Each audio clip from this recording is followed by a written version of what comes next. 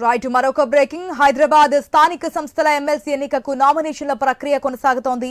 వచ్చే నెల 4వ తేదీ వరకు నామినేషన్లను స్వీకరించనున్నారు. అదే నెల 7వ తేదీన నామినేషన్ల పరిశీలన ఉండనుంది. నామినేషన్ల ఉపసంహరణకు 9వ తేదీ వరకు గడువు ఉంది. ఇక ఏప్రిల్ 23న పోలింగ్ నిర్వహించనుండగా 25న కౌంటింగ్ చేయనున్నారు.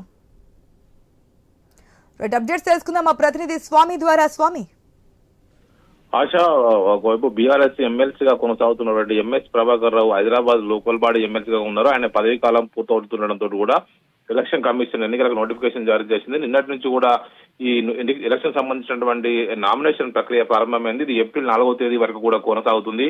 ఏప్రిల్ 7వ తేదీన నామినేషన్ పరిశీలించి ఏప్రిల్ 9వ తేదీ వరకు ఉపసంహరించుకోవడానికి అవకాశం ఉంది. ఏప్రిల్ 23న పోలింగ్ నిర్వహించి ఏప్రిల్ 25న కౌంటింగ్ నిర్వహిస్తారు.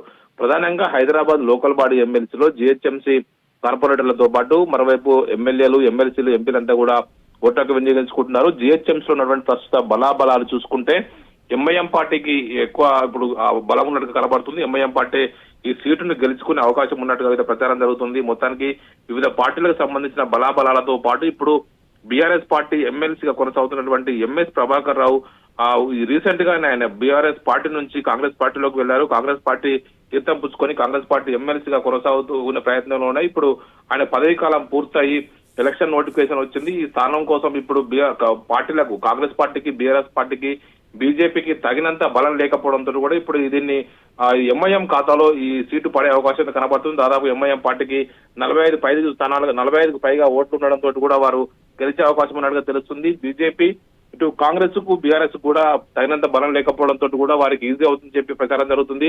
కాంగ్రెస్ పార్టీ కూడా ఎంఐఎం కు సహకరించే అవకాశం ఉన్నది. మొత్తానికైతే దీనికి సంబంధించిన ఎలక్షన్ ప్రక్రియకు సంబంధించి ఇటు Bharatiya Janata party, Congress, BRS, MIM 3 బలంగా ఉన్నప్పటికీ కూడా హైదరాబాద్ లో ఎంఐఎం పార్టీకి హైదరాబాద్ జిల్లా పరిధిలో ఎంఐఎం పార్టీకి ఎక్కువ మంది కార్పొరేటర్లు ఉండడంతో కూడా వారికే సీటు దక్కే అవకాశం ఉంది. ఆశ.